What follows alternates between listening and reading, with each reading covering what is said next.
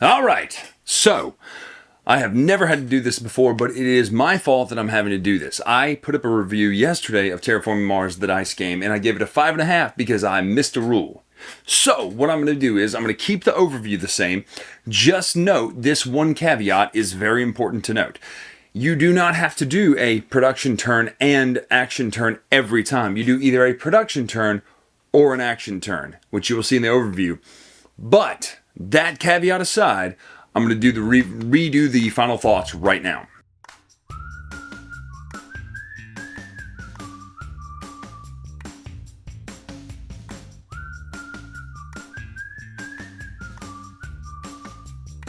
Hey, before we go any further, do not forget to check out and get your pre-order in now for the group playing shirt. We just got the 8-Bit Tom shirt out, and boy, they look great. I'm very excited about those. People are already having those and wearing them. So get your pre-orders in now.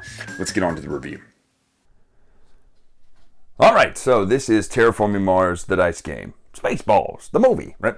But basically, this is a simplified version of Terraforming Mars. You've got your basic things. You're going to raise your oxygen, you're going to raise your temperature, and you're going to put out oceans. You've got some bonuses at the end of the... Well, actually, they're not end of game. Whoever gets them first gets these bonuses, and at the end of the game, person with the most symbols of those in your tableau gets that. But essentially, you're going to be doing the same thing. Now, the round structure is a little different. At the beginning of your turn, you're going to take a support action and a main action. Support action could be something like gain a dice of your choice, then you'll roll it. Or you could spend a resource. Now, when it talks about resources, it means one of two things. Either a dice you already have left over, which you can leave 3 at the beginning of the game, or one of these random resource tokens. And these are like gold. My goodness, these are important. Now, you could spend a dice to change another dice, or you could spend one of these tokens to change another dice, or gain 2 cards.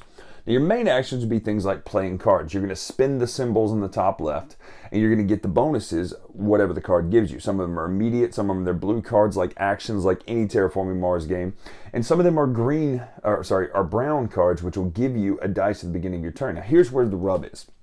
Yes, technically, at the very beginning of your turn, you have to discard anything over 3 dice of your choice. However, you're then going to do production, so you could gain 7 dice in your turn, but at the beginning of your turn, you're going to have to discard down to 3. So you could gain those dice after you discard down. That's kind of how they structure that. Your main actions would be playing a card based on these here. You can do another support action, and then obviously your normal terraforming things. You can spend 3 of the Celsius dice faced, or these, to raise the temperature. When you raise the temperature, place an ocean, or get the oxygen up, you're going to gain 2 points for that. So, spend the 3 oceans to put an ocean, spend 4 leaves to put a park out, or tree out, whatever it's called. I don't know, forest? Yeah. And then that will raise the temperature. Sorry, that will raise the oxygen. Then you can also put a city out. Now, cities will score based on everything around them, and then you can also just spend 3 money to gain 2 points. That's the gist. Once 2 of these 3 things have been hit, the game is over. You'll score points, tally up who wins. That's really the gist of it. It's a lot simpler of an explanation than to teach. The only other little cool addition is these point markers here. When you get to those, you're going to gain one of these bonus cards. They're typically pretty awesome. Some of them will increase your... They're basically powered up versions of what's in the deck already, because there are things that will allow you to keep 5 dice. One of these is in there. There's things that will just give you all sorts of bonuses. So once you hit those markers, you'll gain 2 of those cards, 1 per marker. So that is how you play Terraforming Mars, the dice game.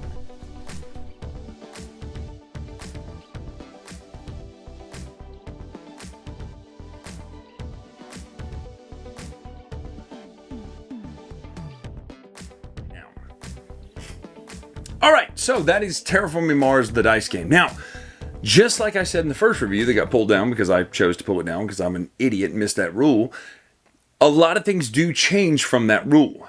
However, I gave the game a 5.5 originally because I didn't like how it played with that rule. Now, that rule is wrong and it's not in there, but I will say, the only place, not to my credit, that it mentions that rule is this one sentence right here. It's not bolded, it's not highlighted or anything like that. So I will say that is my fault. But let's go back through the final thoughts. So first of all, the game looks good.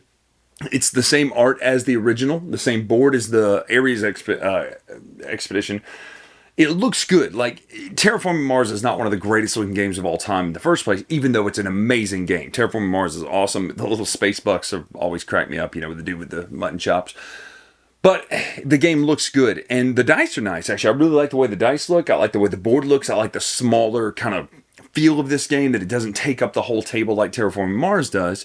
So art and, design are great. Now, art design, as far as how it plays into what it does, it's also really good. There are no symbols that really need to be looked up. Of the few that there are, the rulebook does a really good job of telling you what those cards do. So art and art direction, pretty great, pretty stellar in this game. Now, I will come back to the game play. Originally, like I said, I gave it a 5.5 because I didn't do the rule correctly where the way we played it the first time, I was doing a production turn and an action turn, and I was like, well, how do you get any dice?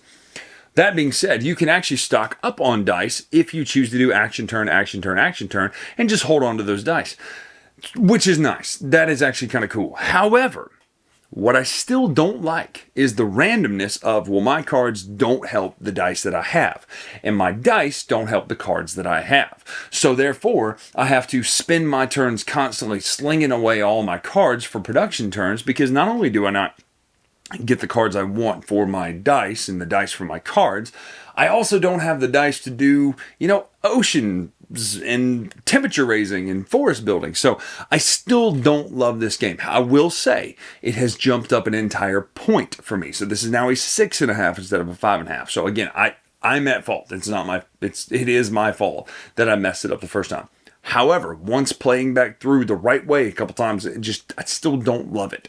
It's something about it, and again, maybe I'm biased because I did it wrong the first time, but I just don't love how this one plays. It is my least favorite of the Terraforming Mars games. It is a 6.5, so there are people who are going to love this game who aren't me, and that's great. I love that. I think that's what's so cool about the industry, is that there are certain games that I do not like that people love, and certain games that I love that people do not like. So this one is a no for me, but it doesn't mean it's a no for you. So 6.5 instead of a 5.5, I'll correct that.